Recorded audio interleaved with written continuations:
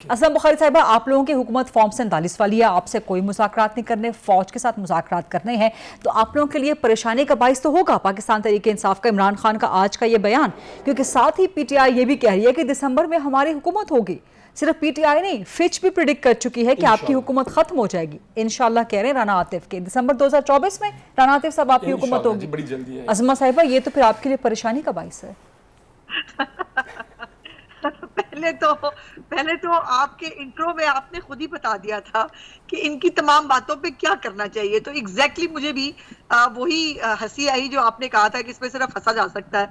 पहली तो बात यह है कि ये जो बार बार फॉर्म 47 फलाना, इतना ही अगर फॉर्म 47 की हुकूमत बनानी तो राना आतिफ साहब भी एमएनए ना होते, इनको भी जो है वो फिर जो जैसे अगर बाकियों के ऊपर फॉर्मूला अप्लाई हुआ था तो इन पे भी हो जाता। फिर पहली तो बात ये है, और ये इनको इतनी जो मेजॉरिटी के साथ ये बहुत सारे जो आ गए हैं, ये सब जो है ये ना आए हुए होते, पहली बात। दूसरी बात ये है कि ये जो दूसरे लफ्जों में इस वक्त जो शायर है ना, वो बेचारा रो रहा है, वो थक गया है और उसको गर्मी बहुत लग रही है, और अब वो जो है वो अपने एनआरओ मांग रहा है और उसको एनआरओ चाहिए। और यही बात जैसे आपने कहा था, जब डिक्टेटरशिप थी मुल्क के अंदर, जब बेनजीर भुट्टो साहबा को जब एग्जाइल में गई, जब मियां नवाज शरीफ साहब जो है उनको एग्जाइल में भेजा गया, तो एक डिक्टेटर से जो है वो जब बातचीत हुई तो उसको एनआरओ कहा गया।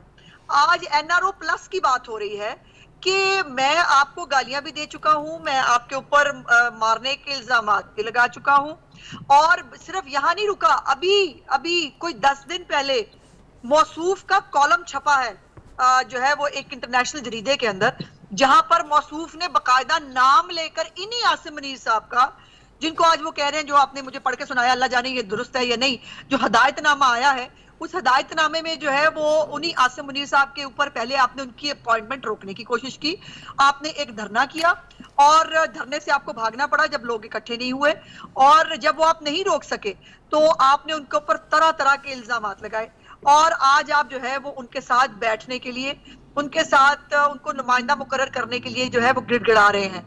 और वो जो डट के खड़ा था कप्तान, और कप्तान बहुत बहादुर है, वो कहीं आएगा नहीं जाएगा नहीं, ये आप देख रही हैं कि सूरत हाल क्या है कि अब मौसूफ जो है उनको हर तरह की क्लीन चिट चाहिए। ये जो आइन और कानून की दुहाइयां देते हैं और ये जो हमें आइन और कानून पढ़ाते हैं बहुत, ये कौन से आइन और कानून के तहत इनके 9 मई के मुकदमात खत्म हो जाने चाहिए। आज भी इमरान खान हर तरह की बात करता है लेकिन 9 मई के ऊपर माफी नहीं मांगता। आज भी मैंने वो स्टेटमेंट देखा, उन्होंने कहा हाँ जो लोग मुलव्विस हैं उनको दे दे सजा, तो दे देनी चाहिए ना आसान न्याजी को, जो है वो लहरा रहा था यूनिफॉर्म और जो गुफ्तगू वो कर रहा था उसको वाकई पे सजा दे देनी चाहिए। जो यास्मीन राशिद जो सब लोगों को वहां लेके गई थी और बाद में पूछ रही थी अब यहाँ बहुत कुछ हो गया, बैठी रहूं या वापस आ जाऊं, वो सेनेटर इनके जो एजाज चौधरी साहब है, उन्होंने बेटे के साथ जो है वो सेलिब्रेट किया कि हमने कोई चीज नहीं छोड़ी, हम हर चीज को आग लगाए हैं और ये कर रहे हैं। इन सबको सजाएं दे देनी चाहिए ना। ये लोग कौन है? ये एलियंस नहीं है, ये पीटीआई के आज भी ओहदेदार है और पीटीआई को आज भी ओन करती है। लेकिन अफसोस की बात यह है कि ना ये माफी मांगते हैं ना एक्सेप्ट करते हैं, और आज भी फॉल्स फ्लैग है इसका जो है वो इसके ऊपर तहकीकात होनी चाहिए। इनकी अपनी केपी की हुकूमत है, वो जो है वो हमें जुडिशियल जो है कमीशन बनाना चाहिए। पूरी कौम ने लाइव पाकिस्तान के इदारों के खिलाफ कैंपेन होते, 80 जो है वो तकरीरें होते, 2 लॉन्ग मार्च होते, और बकायदा एक पूरी कैंपेन होते हुए पाकिस्तान को इन हालात पे लेके आज ये पाकिस्तान की दुआइयां दे रहे हैं। नहीं तो मुझे ये बताएं कि जब मोहम्मद जुबैर आपकी पार्टी का हिस्सा थे, अब तो ये बात ऑन रिकॉर्ड आ चुकी है ना, तो उस वक्त मोहम्मद जुबैर खुद एडमिट कर चुके हैं, बता चुके हैं तफसीलात कि मुझे नवाज शरीफ और मरियम नवाज साहिबा ने जनरल बाजवा के पास बातचीत करने के लिए भेजा था। तो आपके लिए ये काम सियासी तौर पे जायज है, इनके लिए नाजायज है, आपको एतराज क्या है अगर वो फौज से बात करना चाहते हैं, एस्टैब्लिशमेंट से? एक तो मैं जुबैर साहब की किसी बात को रिस्पॉन्ड ही नहीं करना चाहती।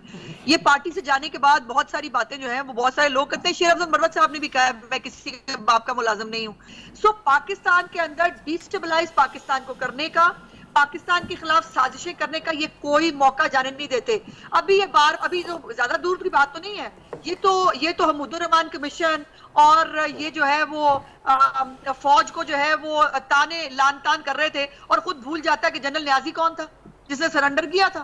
عمران خان کا رشتہ دار ہے, میرا رشتہ دار ہے. یار یہ کیا یہ پاکستان کے اداروں کو بدنام کرنے کی. اور قاضی فائز عیسیٰ صاحب جو ہیں وہ بھی ایک ادارے کے سربراہ ہیں, ان کے خلاف آج بھی کیمپین چل رہی ہے, ان کے خلاف آج بھی. پہلے حکومت آپ کی کچھ باتوں پہ رانا عاطف صاحب اعتراض کر رہے ہیں لیکن رسپونڈ کریں گے بعد میں. دیکھیں اب ذرا مجھے بالکل کریں. عظمہ صاحبہ بات کمپلیٹ کر لیں پھر آتے ہیں. عظمہ صاحبہ کر لیں بات کمپلیٹ. عظمہ صاحبہ یہ جو ان کی ہاں میں ہاں ملائے وہ فنکار اس ملک میں رہ سکتا ہے, جو ان کی ہاں میں ہاں ملائے وہ کرکٹر اس ملک میں جو ہے وہ صرف رہ سکتا ہے, جو ان کی ہاں میں ہاں ملائے صرف اس جو لیڈر کو جو ہے وہ اس کی عزت ہے, باقی سب کو یہ بلی کریں گے, پاکستان کا بیڑا غرق کر دیں گے, پاکستان کو آگے بڑھنے نہیں دیں گے, پاکستان کے خلاف سازشیں کریں گے.